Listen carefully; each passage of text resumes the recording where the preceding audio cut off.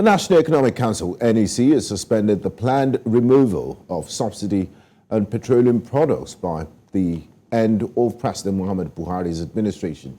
The Minister of Finance, Budget and National Planning, Zainab Ahmed, disclosed this while briefing State House correspondents at the end of the NEC meeting, presided over by Vice President Yemi Osinbajo at the presidential villa in Abuja.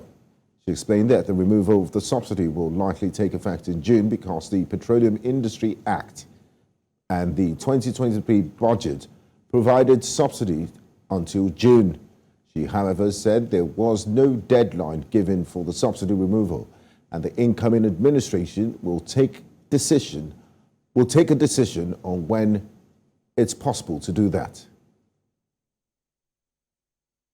It is not going to be removed now, which means it will not be removed before the transition is completed. That's what it means.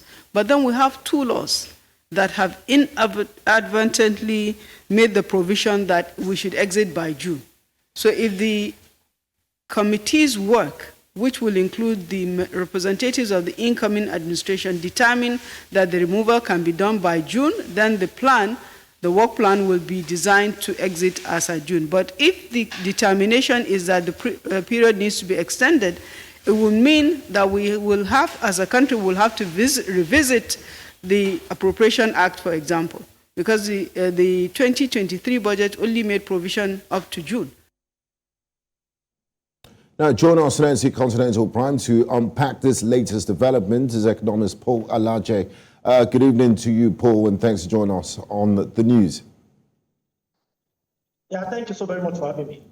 Now, Paul, after much back and forth on its promise to end fuel subsidies, the government of President Buhari seems like it was going to make good on its promise and actually do so at the very end of its tenure.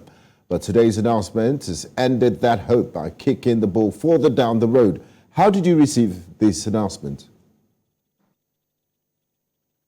Well, I'm struggling to hear you very correctly, but I want to assume that you asked what my reaction was when I made the announcement. Yes.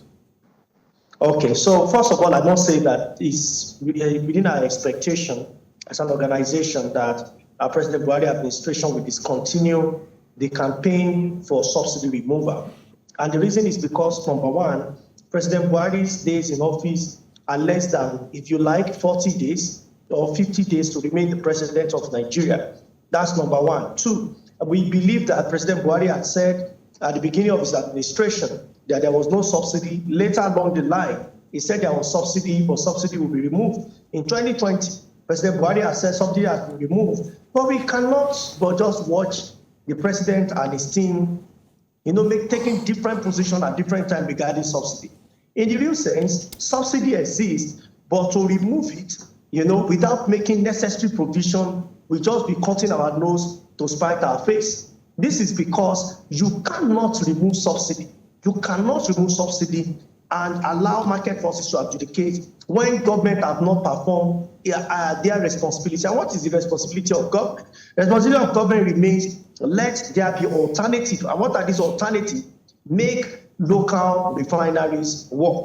The local refineries must work, not just a single private sector refinery. We have 4 refineries that is functional, which I believe government should allow private sector to run those refineries while government retain some shares in them. Private sector understand that without making necessary output, there is no way they will make profit, which is necessary for their shareholders. Therefore, they will be forced to improve or to make sure output exists. Unlike government, for those 4 refineries, what we have had over the time is that whether there was production or not, there was no production, but we kept paying billions of naira, 1, to turn around the refineries, 2, to also pay staff whose output is nothing but zero. So for us, we strongly believe that the subsidy removal should stop until the next administration comes, and the administration should look at the issues, and take an informed decision.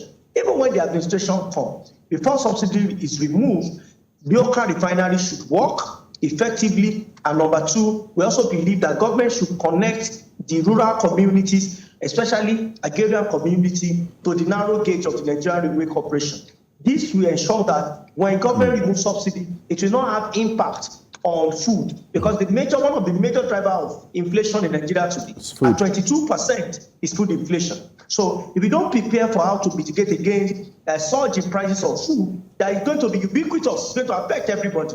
And also how the impact will be on those who are working for government, on 133 million poor Nigerians. If we don't make provision for them, I'm afraid saying we want to remove subsidy will not be the best now. But it does not mean that subsidy itself is not hurting us. Over 3 trillion, that's what government spent. My advice to the coming government is perhaps to increase the price a bit while government shoulder the rest, because the reason why we pay subsidy today, it is because of poor administration. Exchange rate in 2015 was 199. Today, exchange rate at official window is over 465. If exchange rate were to remain the same as what we had in 2015, honestly, we'll be buying PMS at 195 and subsidy will not exist. What we are paying for is weak currency. It is poor policy and maladministration on part of government. I'm going to talk about the luxury of hindsight. Now, Paul, we've been told by many people in authorities over the years and across different governments that Nigeria's fuel subsidy regime is counterproductive and unsustainable. If this is actually true, why has it been difficult to end? Well, I must tell you the truth that the subsidy regime is not sustainable. But what is not also sustainable is low income, hunger, poverty, and deprivation. I don't know if you are a producer, but I can tell you that there are parts where your studio has run on diesel. And last year, around December 2021, the price of diesel was about 310. Because Putin occupied Ukraine, the price went as high as 900. Today is a bit back at 750. The question is, what should have concerned Nigeria with Putin occupying Ukraine? If you have local refinery work, whatever is happening in Europe, we have no concern. And Nigeria, we have no concern with it. So if government removes subsidy, let me tell you the implication. And those that are saying it's not sustainable, the argument should not be about sustainability. We all seem to agree with subsidy removal, but we are saying that there are things that must be done. You cannot cut your nose to spite your own face. So what others need to agree with is that, yes, subsidy should be removed, but to remove subsidy, what will make it sustainable is availability of refineries, is connecting the rural community to urban center. And somebody asked me, well, how soon do I think this is achievable? Well, 2012, President Jonathan promised Nigeria that will be done in 3 years. President Buhari also promised Nigeria that will be done before the second of administration. I'm not sure it can be done in the next 40 days. Government cannot continue to fail the people, and we continue to put pressure on people over the failure of government. I don't think it's balanced. I don't think it's fair. Thank you very much, Paul. Alaje, we'll continue to watch this fast developing space and see where we head to with the subsidy regime with the incoming government. Thank you very much for your time and insight, Paul Alaje, Economist. Thank you so very much for having me.